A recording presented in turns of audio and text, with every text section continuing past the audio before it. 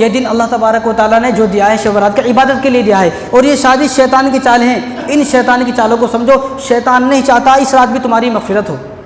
जब बनु कल्ब की बकरियां हैं, उन बकरियों के ऊपर जितने बाल हैं उतने लोगों की मग़फ़िरत हो रही है, तो शैतान को ये बात हज़म नहीं होती कि क्यों उनकी मग़फ़िरत हो जाए। तो शैतान तुम्हारी मग़फ़िरत ना हो इसलिए तुम्हें इस काम में डाल दिया है। वरना इस रात में सिर्फ 2 काम है, फ़क़ूमू लैला वसूमू नहारा। रात में इबादत करना है, कहीं भी जहाँ आपका दिल करे वहाँ पर इबादत करें, जैसा हो सकता है ऐसा इबादत करें। कब्रिस्तान जाने का नाम इबादत नहीं है, कब्रिस्तान सजाने का नाम, मस्जिद सजाने का नाम इबादत नहीं है। कब्रिस्तान सजाए, मस्जिद सजाए, इसको कब सजाओगे? अपने दिल को कब सजाओगे? अपनी कब्र को कब सजाओगे? अपनी आखिरत को कब सजाओगे? उसकी फ़िक्र नहीं है। कब्रिस्तान की फ़िक्र है। कब्रिस्तान में जो है चिराग करेंगे, जलाएंगे, सजाएंगे, मस्जिद को भी सजाएंगे। ठीक है, अच्छी बात, आपने सजा लिया।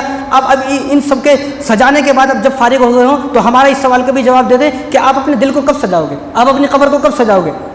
अब आप अपनी आखिरत को कब सजाओगे? इस बात का भी ज़रा जवाब दे दें हमें।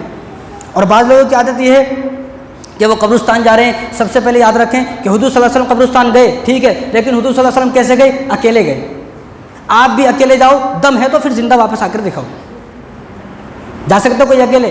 ग्रुप बनाकर जा रहे। इसलिए मैं कहता हूँ कि ग्रुप बनाकर ना जाए। अगर आपको जाना है, जिसके वालिद साहब जिस कब्रिस्तान में, उन्हें खुद जाए, अपने दोस्तों को लेकर ना जाए। एक आदमी के वालिद साहब वहाँ पर दफन है, अभी ना 50 दोस्तों को लेकर जा रहा है। वो 50 दोस्त कैसे जा रहे हैं? गाने सुनते हुए, लड़की को छेड़ते हुए, सीटी मारते हुए, चीखते हुए, चिल्लाते हुए और गाड़ियों पे स्टंट मारते हुए, भुर भुर करते हुए सारी बस्ती को परेशान कर रहा है। गैर मुस्लिम भी परेशान है। ये ऐसा क्या मुसीबत आ गई, कौन सी रात आ गई जो मुसलमान इतने परेशान कर रहे हैं? गैर मुस्लिमों का भी हमारे ऊपर हक है। हुजूर ने क्या इरशाद फरमाया? अल मुस्लिमु मन सलिमल मुस्लिमून मिन लिसानी व यदी। अगर हमारी ज़बान से, हमारे हाथों से किसी को तकलीफ हो रही है, किसी को भी, तो ये आदमी मुसलमान नहीं है।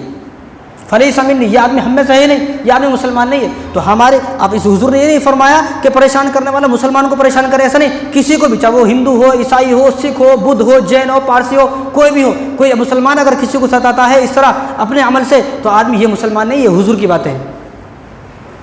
तो कब्रिस्तान कैसे जाना है? अकेले जाना है।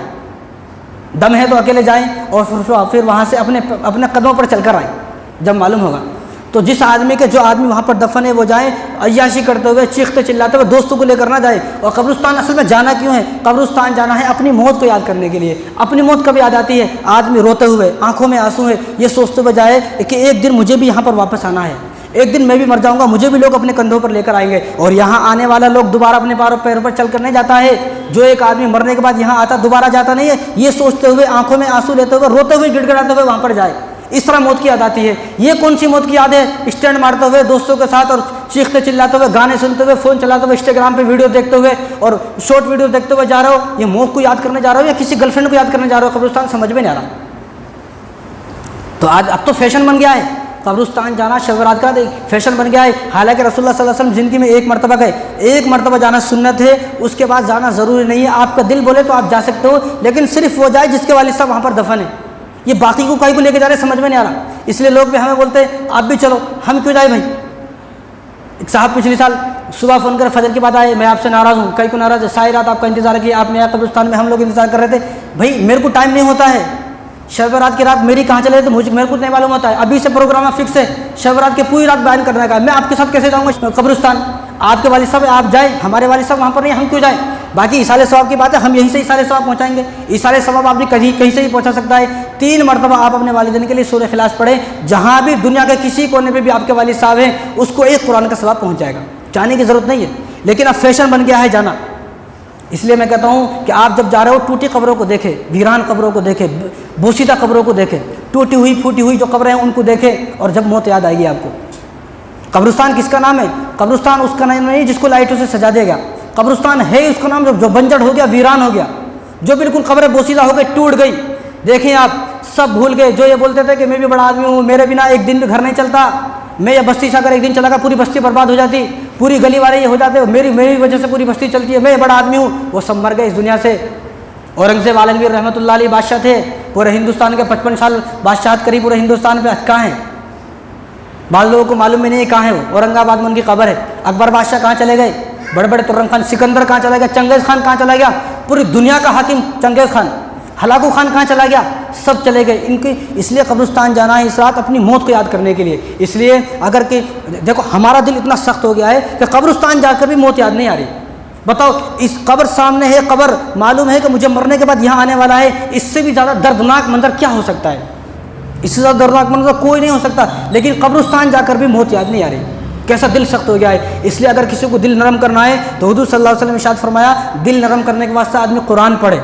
कुरान पढ़ना आता नहीं है, क्या करें अब? तो अगला हुजूर ने इरशाद फरमाया, दिल नरम करने के वास्ते गरीबों के सर पर हाथ रखे, यतीमों के सर पर हाथ रखे, यतीमों को पालने की कोशिश करे, किसी गरीब की किसी यतीम की मदद करे। फिर भी अगर दिल कम नहीं हो रहा तो मुर्दों को कब्र में दफन करे, मुर्दों को गुस्ल दे, मुर्दों को कफन पहनाए, मुर्दों के कफन काटे। खुदाई की कसम, तुम एक बार किसी मुर्दों को उतारो, किसी मुर्दे के कफन काटो, किसी मुर्दों को कफन पहनाओ, तो आप अपनी आंखों से आंसू निकलते हुए रोक नहीं सकते हो। उस दिन आपको मौत की याद आएगी। मौत क्या चीज़ होती है? हमारी आदत ये है कि दिल ऐसा सख्त हो गया, अगर मालूम होगा बस्ती में कोई आदमी मर गया, वो घर को नहीं जाता हूँ मैं, वो घर को नहीं जाता हूँ, मुँह से डर लगता मेरे को। फिर मरे बाद कहाँ जाता? चिल कौवे खा जाता है क्या मरे बाद? तेरे को भी कब्र में जाने का है।